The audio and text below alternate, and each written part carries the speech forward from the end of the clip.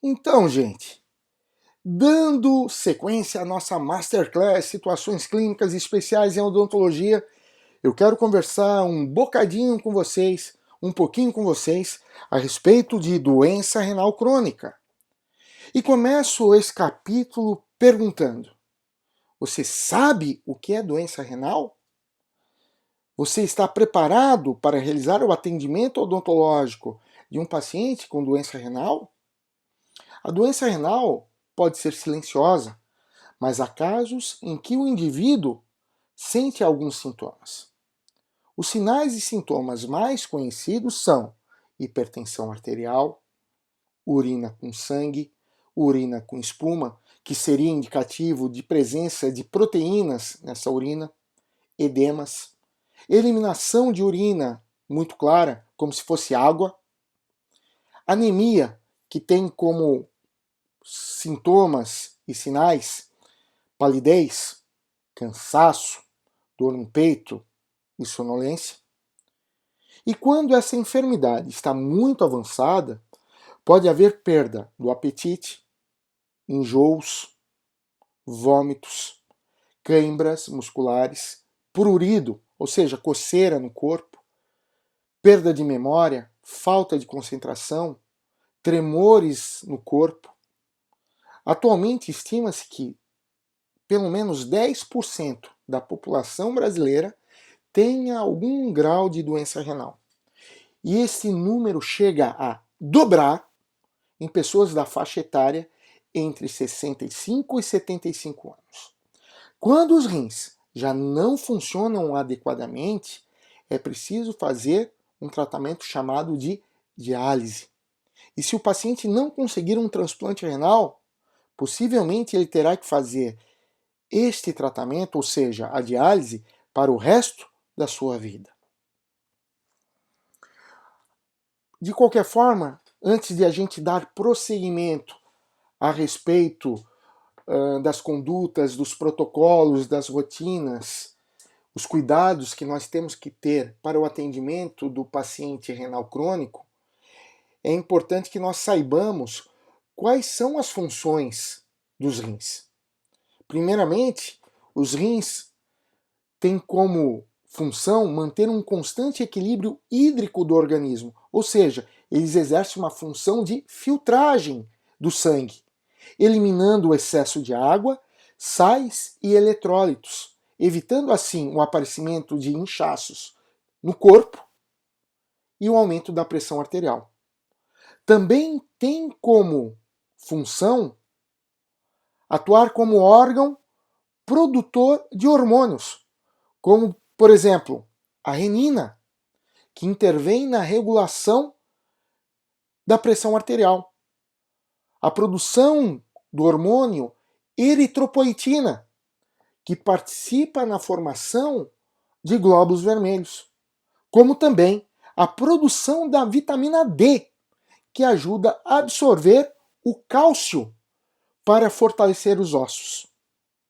Então, a insuficiência renal crônica é provocada por lesões renais irreversíveis e progressivas, provocadas por doenças que tornam o rim incapaz de realizar essas funções.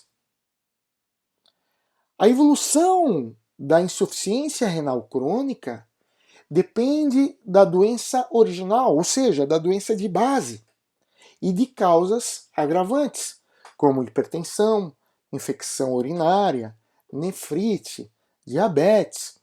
Muitas vezes a doença renal progride pelo desconhecimento e descuido dos portadores desta condição.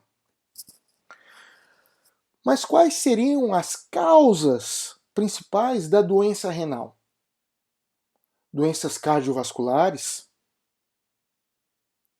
a própria hipertensão, diabetes, glomerulonefrites, doenças hereditárias como a doença policística, obstruções nas vias renais, como a presença de pedras ou tumores neste rim, e infecções renais. E quais seriam os cuidados odontológicos a serem realizados previamente em pacientes portadores de doença renal? Os pacientes com insuficiência renal crônica, que requerem diálise renal periódica, necessitam de considerações especiais durante o tratamento odontológico, seja ele conservador ou cirúrgico. Antes do início do tratamento odontológico, deve ser feita uma avaliação médica dos últimos 3 meses.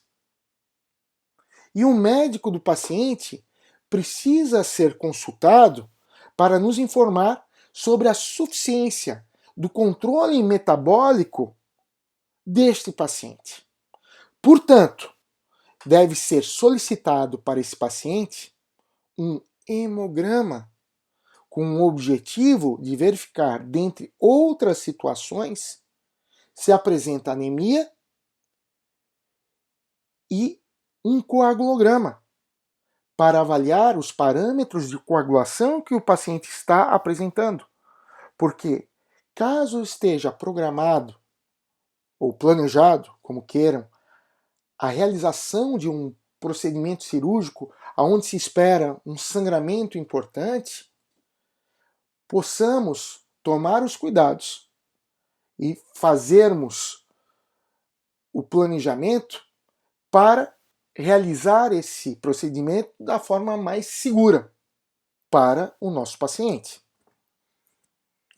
Pacientes que se submetem à hemodiálise recebem um anticoagulante chamado heparina.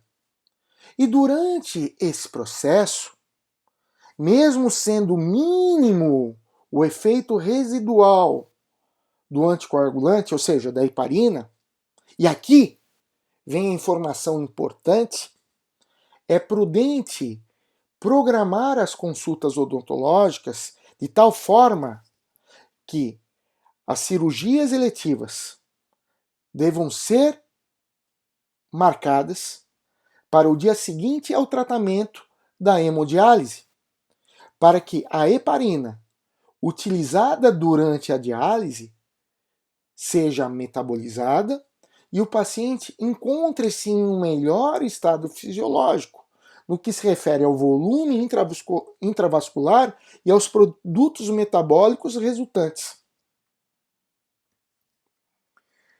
Nos indivíduos com insuficiência renal crônica, as drogas que dependem do metabolismo ou excreção renal deveriam ser evitadas. Entretanto, caso necessárias, a dose deve ser ajustada, deve ser modificada, ou o intervalo de tempo aumentado. Já os anti-inflamatórios não esteroidais são nefrotóxicos, por isso não devem ser usados em pacientes com dano renal. Além disso, tem ação antiplaquetária.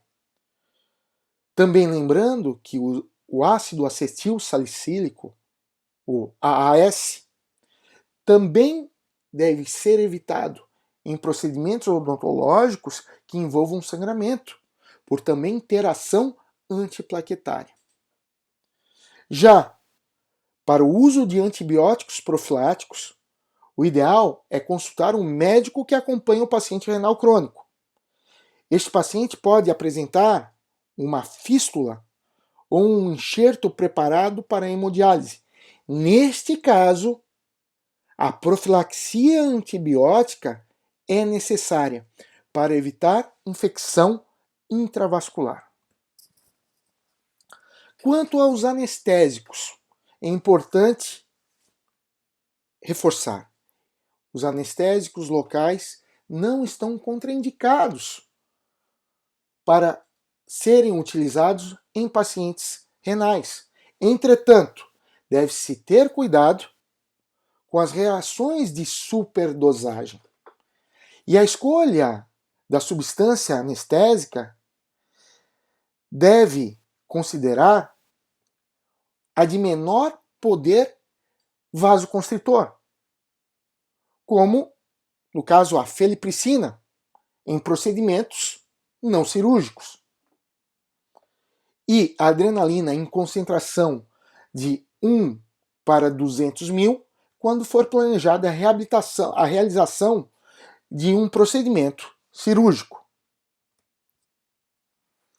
E para o controle da dor pós-operatória, a melhor opção é o analgésico que não intervenha, não interfira com a função renal e que não provoque interação com drogas que o paciente já utiliza. Os medicamentos com ação anti-plaquetária devem ser evitados em doentes renais crônicos. Portanto, normalmente vamos utilizar analgésicos nesse paciente, ou a dipirona ou o paracetamol, evitando o uso dos anti-inflamatórios.